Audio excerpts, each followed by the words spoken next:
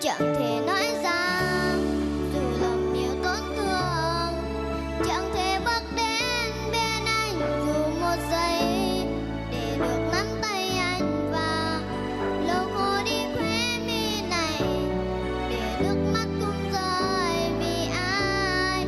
Em biết em sai khi đã yêu anh như vậy, dù hạnh phúc đó anh dành cho cô ta. Sợ những cơn mưa, sợ những cô đơn về, sợ làm người em yêu tổn thương.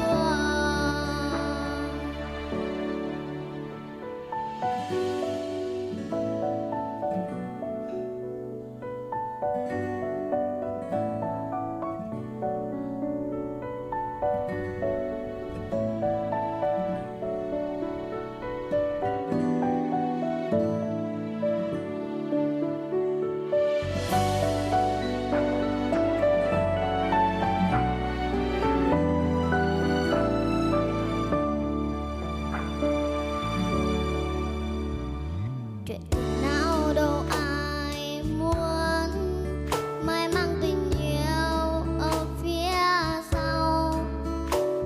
Em đứng sau lưng một người, em vẫn mãi yêu một người. Dặn lòng đôi chân không bước, cho dù tim em rất đau.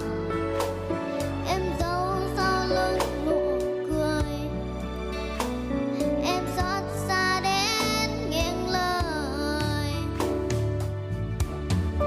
Chẳng thể nói ra dù lòng nhiều tổn thương, chẳng thể bước đến bên anh dù một giây để được nắm tay anh và lâu khô đi khóe mi này để nước mắt cũng rơi vì ai.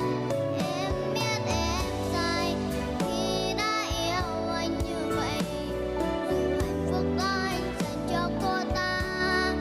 Sợ những cơn mưa, sợ những cô đơn về, sợ làm người em yêu tổn thương.